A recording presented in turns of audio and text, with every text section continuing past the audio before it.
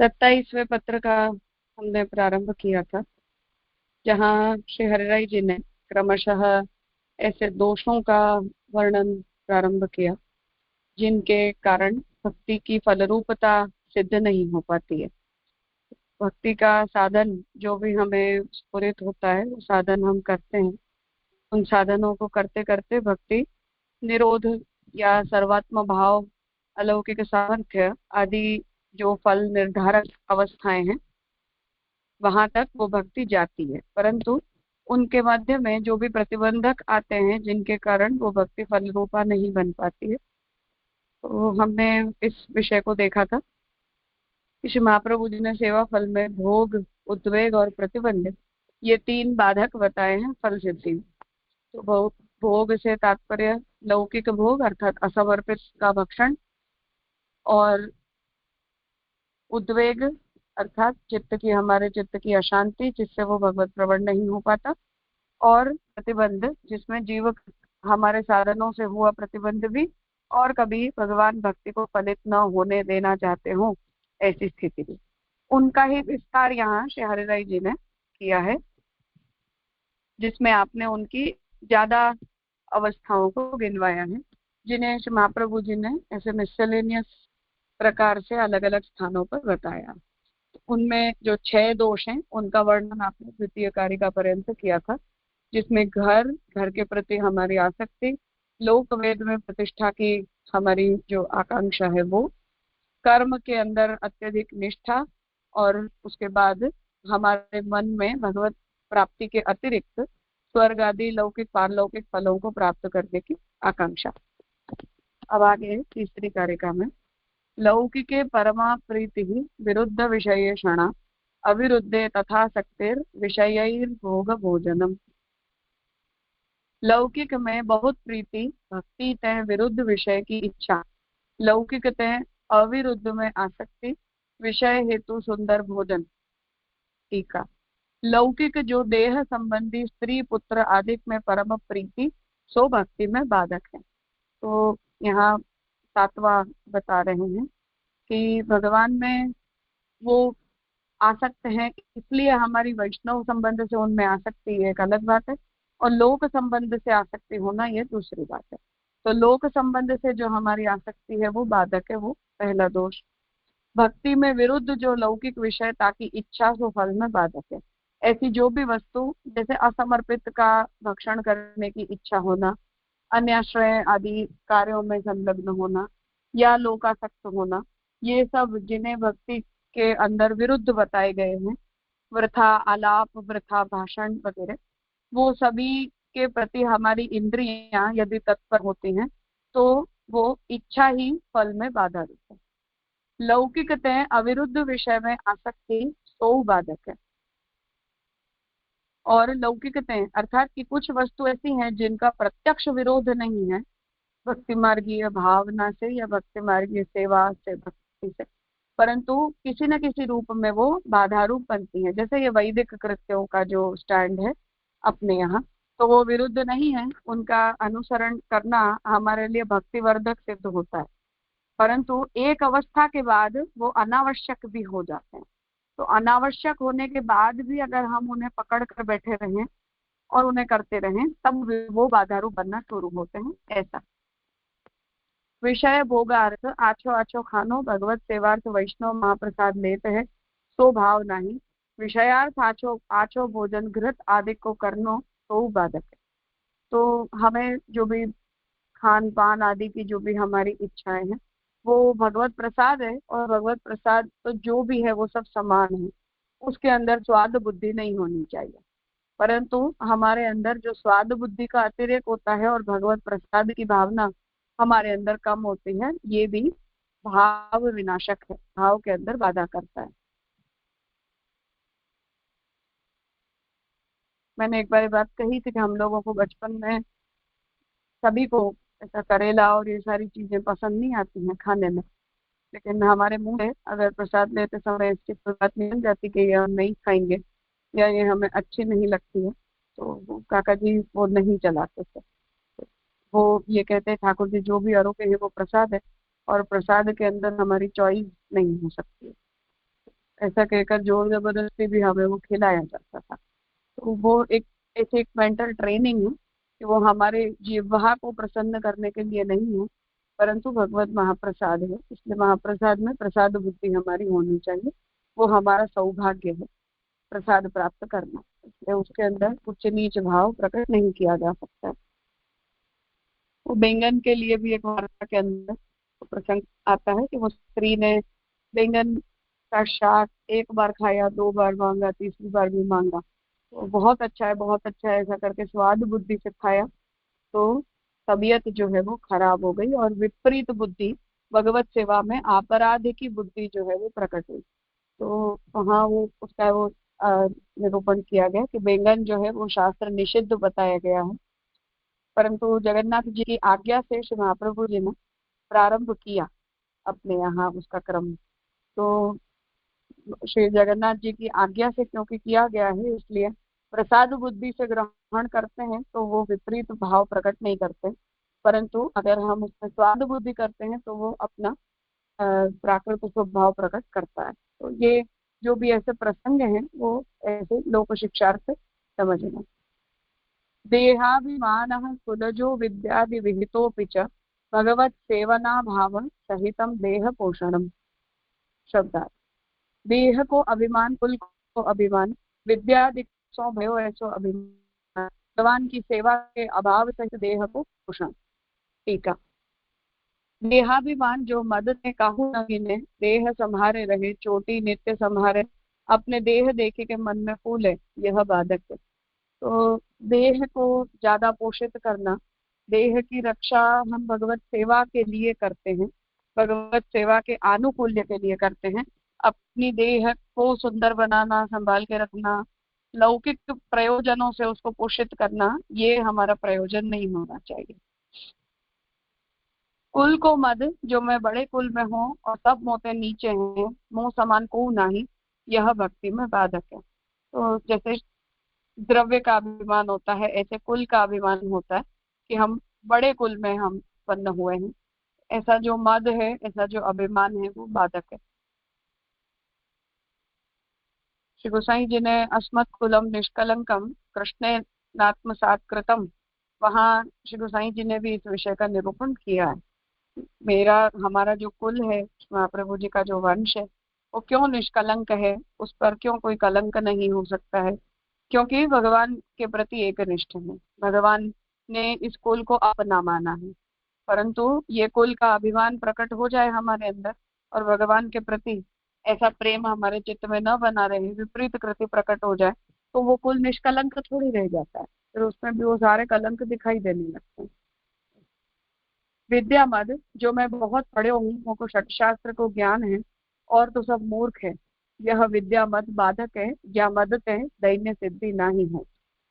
तो विद्या का अत्यधिक अभिमान हमारे चित्त के अंदर हो कि हमारे समान तो ज्ञानी कोई है ही नहीं, तो प्रकार का जो ज्ञान का जो अभिमान है वो भी फर्क।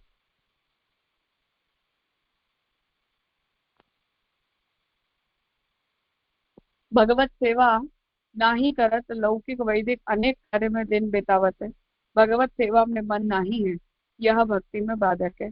जैसे ब्राह्मण गायत्री न जपे तो ब्राह्मण पन हो जाए, तैसे ही वैष्णव होके भगवत सेवा न करे तो वैष्णव पन हो जाए, यह बाधक है। तो भगवत सेवा हमारा धर्म है और भगवत सेवा के साथ साथ हम अपनी लौकिक वैदिक प्रवृत्तियों को भी करते हैं अपना स्वधर्म जानकर, परंतु भगवत सेवा के अतिरिक्त भगवत सेवा हमसे न हो पर लौकिक और वैदिक कार्य हमसे विशेष करके हो, ऐसा अगर हमारा चित्त ही उन कार्यों के अंदर आसक्त हो जाए और भगवत सेवा से निवृत्त हो जाए तो वो दोष है। ये बता रहे कि जैसे ब्राह्मण के लिए गायत्री का उपासन करना, संध्या वंदन करना वो धर्म है। शास्त्र ये कहता है कि गायत्री से विहीन अगर कोई ब्राह्मण हो जाता है तो उसके द्विजत्व का नाश होता है, वो ब्राह्मण अधः पतित माना जाता है। ऐसे ही वैष्णव होकर यदि हम भगवत सेवा नहीं करते हैं तो हमारा सेवकत्व खत्म हो जाता है। किस बात के सेवक? जो सेवा करता है वो सेवक कहलाता है, सेवा ही नहीं करता है तो वो सेवक नहीं कहलाता है। तो भगवान भी हमें एक लौकिक मनुष्य की तरह ही आइडेंटिफाई करने लगते हैं, उसे यहाँ बाधा रूप बता रहे। देह को पोषण करे, रंजको शीत उष्ण सही न सके, अनेक औषध ते खान पान ते देह की रक्षा करें। देह की रक्षा तो भगवत सेवार्थ करनी सो भाव नहीं है, केवल लौकिकार्थ देह को पोषण करे सो फलक है। तो हम अपने शरीर की रक्षा, शरीर का पोषण, शरीर का मान, शरीर की सुंदरता का विचार, ये सब कुछ हम कुछ भी करते हैं वो यदि भगवत सेवा की अनुकूलता के लिए अगर हम नहीं करते हैं और उन सभी प्रवृत्तियों के पीछे हमारे चित्त में ऐसा भाव अगर नहीं बना रहता है कि ये सब कुछ भगवत सेवा की अनुकूलता के लिए ही हो रहा है, भगवत सेवा के लिए ही हो रहा है, ऐसा भाव अगर हमारे मन में नहीं है, तो देह के पोषण के लिए की जाने वाली जितनी भी क्रियाएं हैं वो सभी क्रियाएं भगवत सेवा में बाधा रूप हैं, क्योंकि उतना समय हमने जितना अपने शरीर को पोषित करने के लिए किया उतना समय हमने भगवत सेवा से अपने आप को निवृत्त कर दिया, तो भगवत सेवा हमारी उसमें छूट गई। वो भी दोष स्वरूप है, ऐसा यहाँ आप आके करते। कुछ पूछना है?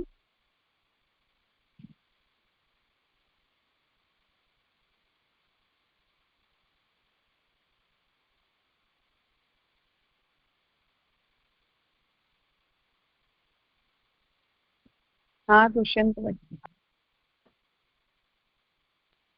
ये रणजीत प्रणाम जी, ये तीसरे नंबर में आया ना, 8वें नंबर, लौकिक से अवरुद्ध विषय में आसक्ति कोई बाधक है, ये पंक्ति समझ नहीं आई तीसरे नंबर श्लोक अर्थात में। कि हाँ हाँ,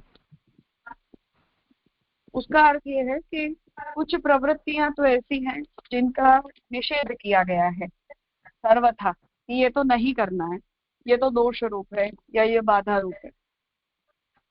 कुछ प्रवृत्तियां ऐसी ठीक है। हैं जिनका निषेध नहीं किया गया है परंतु उन्हें अच्छा भी नहीं माना गया है। तो जो ये ऐसी मिडल स्टैंड वाली चीजें होती हैं जिन्हें परमिशन दी गई है परंतु कुछ मात्रा में करने की परमिशन दी गई है या भगवत सेवा के अतिरिक्त काल में करने की परमिशन दी गई है, उन प्रवृत्तियों को अगर हम अपनी मुख्य प्रवृत्ति मानकर उनमें आसक्त हो जाते हैं तो बाधा रूप है, ऐसा बताना चाहते हैं। जैसे व्यावृत्ति, जी जी, हाँ जैसे वैदिक धर्म है वो या व्यावृत्ति है वो, ऐसी जो भी प्रक्रियाएं हैं वो सारी, तो जैसे हमें व्यावृत्ति करने के लिए किसी ने मना नहीं किया है परंतु हम व्यावृत्ति में इतने आसक्त हो जाएंगे कि सेवा ही छोड़ दी तो प्रॉब्लम है, या सेवा ही कम हो गई तो प्रॉब्लम है। इसी प्रकार से हमें वैदिक धर्मों को करने के लिए किसी ने मना नहीं किया है परंतु अगर हम वो वैदिक धर्म भगवत सेवा के समय को छोड़कर करने लग जाते हैं तो प्रॉब्लम है। तो सेवा के अनवसर में करने के लिए बोला गया है, सेवा को छोड़कर उन प्रवृत्तियों में लगना ये हमारा धर्म नहीं। तो ऐसे ये विरुद्ध प्रक्रियाएं नहीं है परंतु अविरुद्धों के अंदर भी आसक्ति विशेष अगर हमारी हो जाती है तब वो दोष रूप बनती है।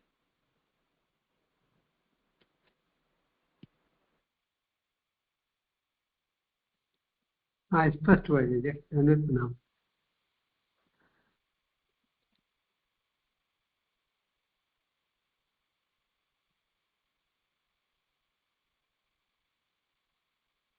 हाँ स्वाति बहन।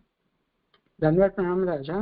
राजा ये अभी भी क्लियर नहीं भयो, क्योंकि लौकिक सुविरुद्ध न होए, तो लौकिक सुविरुद्ध न होए तो वो तो अलौकिक होगा ना, थर्ड श्लोक में जो अभी दुष्यंत भाई ने पूछे वो ही। नहीं नहीं नहीं, वही तो मैं कह रही हूँ, वो विरुद्ध नहीं है। तो लौकिक सुविरुद्ध नहीं है तो वो क्या चीज मिडिल जो आपने समझाने के लिए प्रयत्न किया तो वो समझ में नहीं आया। जैसे वैदिक, वैदिक रख लो चलो, तो वैदिक की स्थिति क्या है? लौकिक भी नहीं है। हाँ लौकिक नहीं है, विरुद्ध भी नहीं है। हाँ पर प्रॉब्लमेटिक है। कब?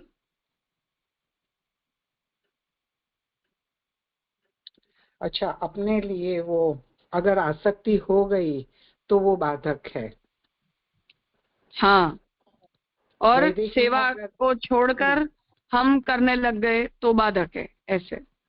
जी, कर्म मार्ग में भी अगर जुड़ गए एकदम और सेवा छोड़ दी तो यज्ञ आदि में तो भी वो बाधक हो जाएगी, आसक्ति हो गई तो। राइट राइट, हाँ, क्लियर। बाकी कोई विरोध नहीं है।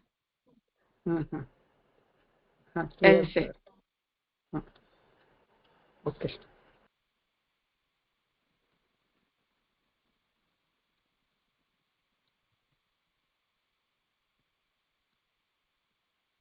ऐसे ही सेवा संबंधी भी हठ, दुराग्रह, ये सब भी बाधक नहीं है।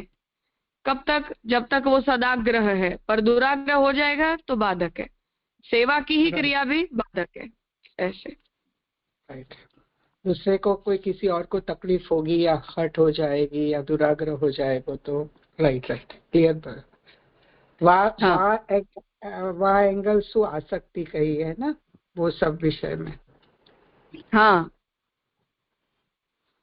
जी राजा। तो जब तक उनके अंदर सेवा संबंधी हमारा भाव बना रहे और सेवा के अनवसर में जैसा करना है, ऐसे जो गोपीनाथ जी की आज्ञा है, ऐसे अनुकूल होकर अगर हम करेंगे तो कोई प्रॉब्लम नहीं है। परंतु वो अनुकूलता का विचार अगर हमारा निवृत्त हो जाता है और फिर वही हमारा प्रमुख धर्म बन जाता है, जैसे सेवा छोड़कर हम सोम यज्ञ करेंगे, हमसे सेवा नहीं बनेगी पर हम यज्ञ करेंगे, ऐसा अगर भाव बनने लग जाता है तब वो बाधक बनने लगते हैं। बाकी वो समर्पण के बुद्धि से किया जाए, सेवा के अनवसर में किया जाए तो कोई समस्या नहीं है। तो वो लौकिक नहीं है, विरुद्ध भी नहीं है, पर अविरुद्ध होते हुए भी आसक्ति हो जाने पर बाधक है। यानी कोई भी वस्तु या कर्म मार्ग हो, ज्ञान मार्ग हो या भक्ति मार्ग हो, कोई भी विषय में आसक्ति हो गई और भक्ति में किसी को तकलीफ हो रही है और हठाग्रह हो गया है तो वो नॉट अलाउड कैटेगरी में आ जाएगा, इससे ना। हाँ, बाधक है। ठाकुर जी से बढ़कर इनमें से कुछ भी नहीं है। राइट है। तो सेवा के आनुकूल्य के विचार से जो कुछ भी साथ साथ हो सकता है वहां कहीं भी समस्या नहीं है। पर अगर वो ठाकुर जी से बढ़कर होने लग जाए, हमारा चित्त उसमें ज्यादा फंस जाए, रुक जाए, तब वो समस्याजनक हो जाता है। जैसा हम गोविंदास भल्ला की वार्ता में देखते हैं कि जल ही तो भरने की बात थी ना। जी राजा, वही प्रसंग। पर आसक्ति उनकी दुराग्रह बन गई तो बाधक हो गया। तो विरुद्ध थोड़ी है, जल भरकर, ठाकुर जी का जल तो खुद ही भरकर लाना चाहिए। सुनने पर तो वो उत्तम उत्तम सेवा है, पर दुराग्रह रूपा हो गई तो बाधक हो गया। और भगवत सेवा का भी अहंकार हो गया कि मैं भगवत सेवा कर रही हूँ, वो अहंकार से करेंगे तो भी बाधक है, वही आगे बता रहे हैं ना। हाँ जी राजा।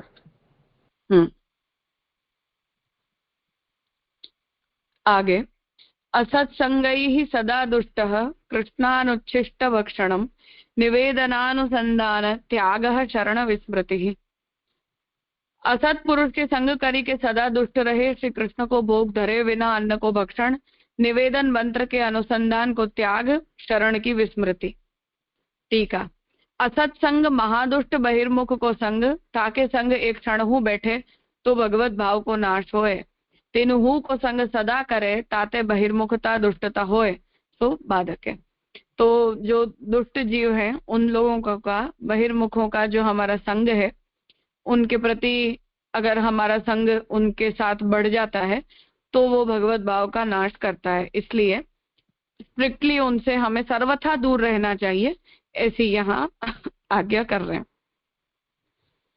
और श्री कृष्ण को उच्छिष्ट महाप्रसाद छोड़ी के असमर्पित खाए, यह महाबाधक है।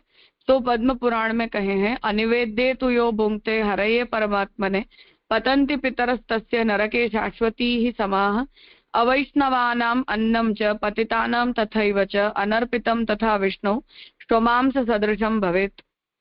हरि परमात्मा को अर्पण किए बिना जो खाए है, ताके पितृ पिता महादिक बहुत धर्म वर्ष पर्यंत नरक में गिरत है। अवैष्णवन को अन्न, पतितन को तथा विष्णु निर्मित अर्पण नहीं कियो, ऐसो अन्न श्वान के मांस बराबर होए। तो अब यहाँ इसकी निंदा कर रहे हैं कि दूसरा उसके बाद का दोष है कि हमने असमर्पित का अन्न खाया। तो जो भी प्रभु का उच्छिष्ट प्रसाद नहीं है, ऐसी हर वस्तु खान पान से लेकर हर वस्तु खान पान, अन्न मुख्य, क्योंकि हम जैसा अन्न खाते हैं ऐसी हमारी बुद्धि बनती है, ऐसी हमारी प्रवृत्ति होती है। तो उस अन्न का जो दोष है, संग दोष और अन्न दोष, है सबसे बड़े दोष बताए गए। तो वो अन्न दोष का यहाँ निरूपण कर रहे हैं कि भगवान को अर्पित किए बिना जो कुछ भी अन्न निर्मित किया जाता है उसका भक्षण करने से हम नरकपाती बनते हैं। वैष्णव को वो दोष रूप है। अवैष्णव के हाथ का बनाया हुआ अन्न पतित, अर्थात जो कोई भी व्यक्ति ने कोई पाप कर्म किया हो, अधर्म किया हो, ऐसे के हाथ का अन्न, और जो अन्न का निर्माण ठाकुर जी के लिए किया गया हो परंतु अब तक वो भगवद अर्पित न किया गया हो और उससे पहले ही हम उसका भक्षण कर लें, तो वो तीनों ही जो अन्न है वो कुत्ते के मांस के बराबर त्याज्य होते हैं, निषिद्ध होते हैं। कूर्म पुराण में कहो है, अनर्पयित्वा गोविंदे यो भुंक्ते धर्म वर्जितः श्वविष्ठा सदृशम चान्नम नीरम तत्सुरया समम। गोविंद निमित्त अर्पण किए बिना धर्म रहित जो खाए है सो अन्न श्वान के विष्ठा समान है और जल मदिरा समान है। यह वाक्य तय असमर्पित तय बुद्धि भ्रष्ट होए ताते महाबाधक है। तो कूर्म पुराण का वचन यहाँ उद्धृत कर रहे हैं कि कूर्म पुराण के अंदर भी ये ही आज्ञा दी गई है कि ये इस प्रकार का जो अन्न होता है वो सर्वथा हमारे लिए त्याज्य होता है। तो ठाकुर जी को समर्पित किए बिना धर्म रहित, अर्थात कि सेवक का ये धर्म है उच्छिष्ट भोजनो दासाह, जैसा उद्धव जी ने भक्तों का लक्षण बताया। तो उच्छिष्ट का भोग करके और जीने वाले भगवान के दास होते हैं। तो हमारा जो दासत्व का, सेवकत्व का जो धर्म है वो उससे नष्ट होता है। इसलिए ऐसा अन्न खाना श्वान के विष्ठा के समान है और जल जो है वो भी मदिरा के समान त्याज्य बताया गया है। इसलिए असमर्पित का भक्षण जो है वो सर्वथा दोष रूप है, उससे हमारी बुद्धि का नाश होता है।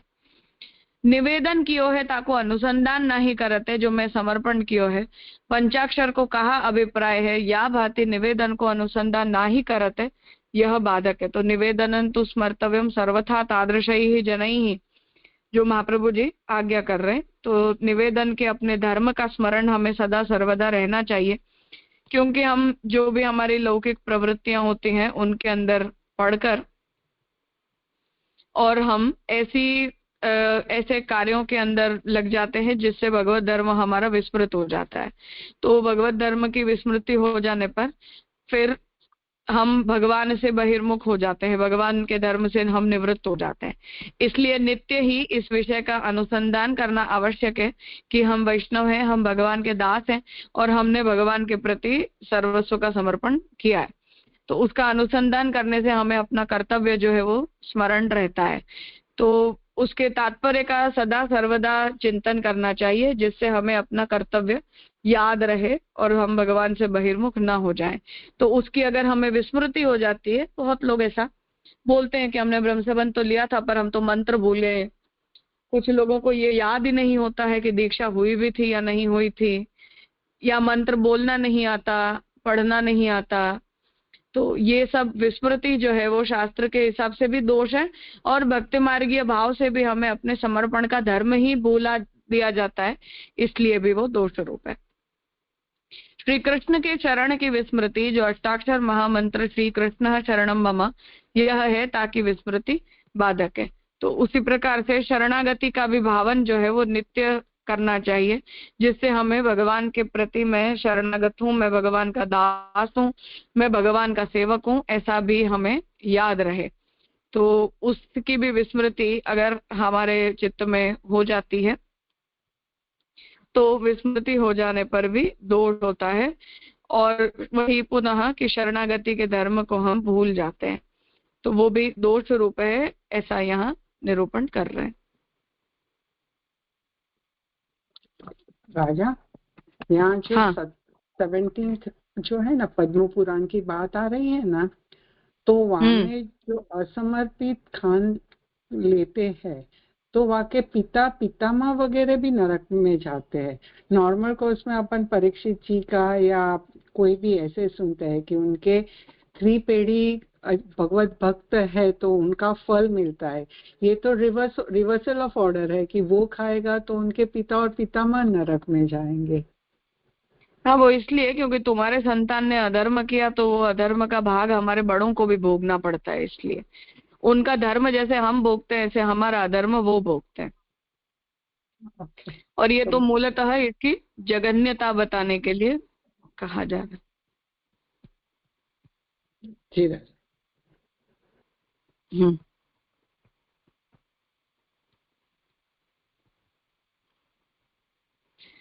ठीक है, तो रखते हैं यहाँ, आगे का विषय कल करेंगे।